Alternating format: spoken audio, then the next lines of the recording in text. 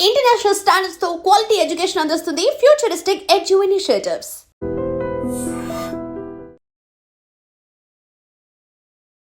జనవరి సంక్రాంతి టైంలో మీర్పేట్లో జరిగినటువంటి ఇన్సిడెంట్ ఇప్పటి వరకు ఎవరం కూడా మర్చిపోలేదు.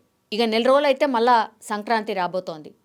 సంక్రాంతి టైంలో 13, 14, 15, 16 తేదీల్లో ఇక ఆల్మోస్ట్ హైదరాబాద్ అంతా ఖాళీ అయిపోతుంది కదా. ఆ టైంలో గురుమూర్తి ఆయన ఎక్స్ ఆర్మీకి సంబంధించిన వ్యక్తి అత్యంత దారుణంగా వాళ్ళ ఆవిడనే మాధవి ఆమెని అత్యంత క్రూరంగా దారుణంగా అసలు మనుషులు అనేవాళ్ళు అట్లా ఎవరు చంపరు, అంత ఘోరంగా చంపారు. అది ఎంత సెన్సేషన్ అయిందో మనందరికీ తెలిసిందే.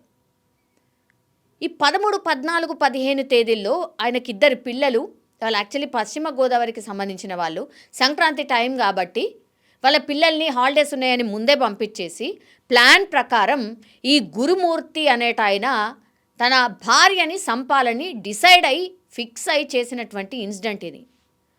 ఎంత భయంకరం అంటే అలా ఆవిడని సంపడమే కాకుండా ముక్కలు ముక్కలుగా కట్ చేసి కుక్కర్లో ఆమె బాడీని ఉడకబెట్టి పౌడర్ చేసి దాని తర్వాత ఎవరికీ దొరకకుండా బయట ఎక్కడో పారబోసొచ్చిండు, లేదంటే ఫ్లష్ అవుట్ చేసేసిండు.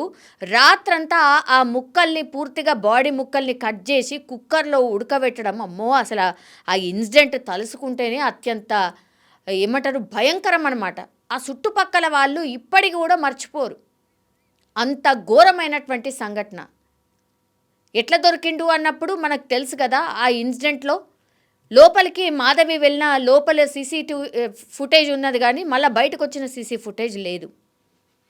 ఆమె మొబైల్ ఇంట్లోనే ఉంది కానీ మనిషి లేదు. మళ్ళా ఈ గురుమూర్తే పోతాడు, కంప్లైంట్ ఇచ్చేసి వస్తాడు పోలీస్ స్టేషన్లో, మా ఆవిడ కనిపిస్తలేదు అని. మళ్ళీ ఈ గురుమూర్తే చెప్తాడు వాళ్ళ అమ్మా నాన్నకి, మీ అమ్మాయి ఎటో వెళ్ళిపోయింది, చిన్న గొడవ ఏదో జరిగింది, అంతే ఒక మాట అనేసరికి ఆమె ఎటో వెళ్ళిపోయింది, కనిపిస్తలేదు అని చెప్పి ఇతనే వాళ్ళ అమ్మా నాన్నకు కూడా ఫోన్ చేసి చెప్తాడు. చూడండి, అంటే ఆ కాన్ఫిడెన్స్ ఏంటి తెలుసా? ఎవిడెన్స్లన్నింటినీ కూడా మాయం చేసేసిండు. అసలు పెద్ద సవాల్ పోలీసులకి. ఎక్కడెక్కడికెళ్ళో ఎక్స్పర్ట్స్ని పిలిపించి మొత్తం ఆయన మాయం చేసినటువంటి ఆనవాళ్ళు ఏవైతే ఉంటాయో, చంపినటువంటి ఆనవాళ్ళు ఏవైతే ఉన్నాయో దాన్ని యాసిడ్ వేసి ఇంకేదేసి అసలు ఎంత భయంకరంగా చేసిండంటే ఇన్సిడెంట్ని ఏడ కూడా ఇంత క్లూ దొరకకుండా చేసి పడేసిండు. తీసుకుపోయి విచారణ చేసిండ్రు. ఇక ఏం చేయాలనో ఆ ట్రీట్మెంట్ చేసిండ్రు పోలీసులు. ఇప్పుడు ఆల్మోస్ట్ సంవత్సరం అవుతుంది కదా. ఇప్పుడు నిజాలు చెప్పిండట. ఏమని? అసలు నీ భార్య నువ్వు ఎందుకు చంపినవా? గంత ఘోరంగా చంపడానికి ఏంది? నీ పగేంది? అసలు కట్టుకున్న భార్య కదా, 2 పిల్లలు ఉన్నారు, అనాథలైపోయినారు కదా అని ఇన్ని రోజుల నుంచి అడుగుతూ ఉంటే ఇప్పుడు నోరు తెరిచి చెప్పిండట. యాక్చువల్లీ గురుమూర్తికి ఇప్పుడు మాధవి వాళ్ళ చెల్లెలు ఉంటుంది కదా, వాళ్ళ చెల్లెలతోని అక్రమ సంబంధం ఉంది. అది మాధవికి తెలిసింది.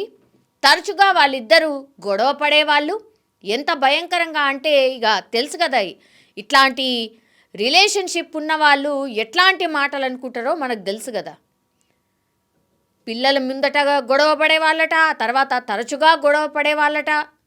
మరి వాళ్ళ మాధవి వాళ్ళ అమ్మా నాన్నకు తెలుసా లేదా ఈ విచారణలో ఇంకేం బయటకు వస్తాయి అనేది చూడాల్సిందే. బట్ లాస్ట్కి వస్తే గురుమూర్తి నా భార్యను చంపడానికి ఓ గిది రీజన్ అని చెప్పిండట. ఇక దారుణం అనుకోండి. ఇక సొంత చెల్లెల్నే ఇప్పుడు ఆ పర్సన్ ఇష్టపడ్డం అనుకోండి, లేకపోతే ఒక రిలేషన్ని మెయింటైన్ చేయడం అనుకోండి, అది తెలిసింది. ఎవరైనా సరే ఏ వైఫ్ అయినా ఎట్లా రిసీవ్ చేసుకుంటుంది, ఎట్లా మాట్లాడుతుంది, ఆమె మనసు ఎంత నొచ్చుకుంటుంది, గదే ఆమె కూడా వేసింది. అంటే క్వశ్చన్ చేయడమే ఆమె పాపమైందా? అంటే క్వశ్చన్ చేయొద్దా? గంత ఘోరమా అసలు? ఇక అడ్డు తొలగించుకోవాలి అనుకున్నాడు.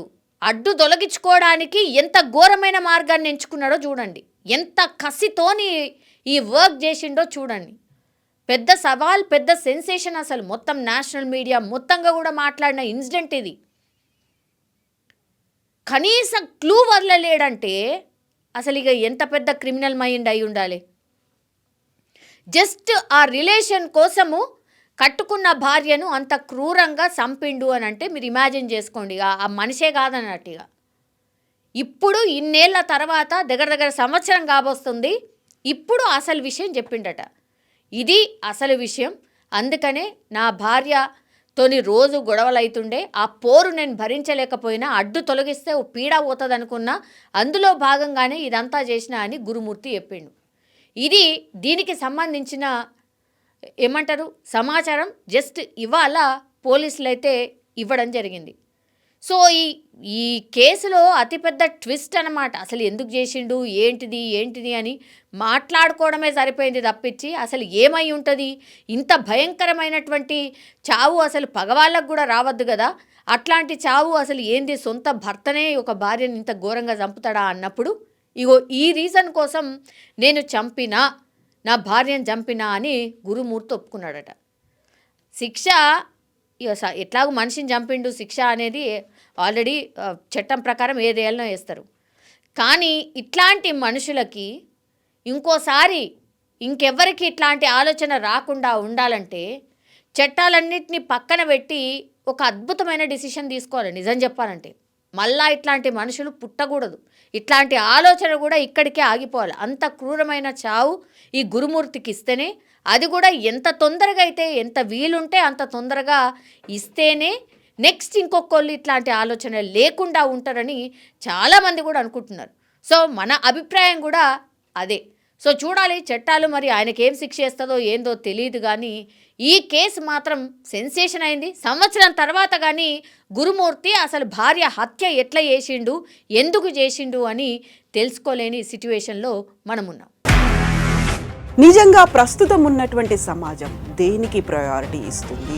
ఆర్థిక సంబంధాల చుట్టూ మాత్రమే తిరుగుతోంది. మళ్ళీ ఎన్నికలంగానే చాలా విరక్తి కలుగుతున్నాం. మంచి అనిపిస్తుంది కదా, లేడీస్ కూడా ఛాలెంజింగ్ జాబ్స్ చేసినప్పుడు చాలా బాగుంటుంది. ట్రాఫిక్ అసిస్టెంట్స్ గా నియమించిన ట్రాన్స్జెండర్స్ అందరితో సాల్యూట్ చేయించుకుంటున్నారు. ఫుడ్ డెలివరీ ఇవ్వటానికి వెళ్ళినటువంటి డెలివరీ బాయ్ అనిల్ పై కళ్ళ ముందు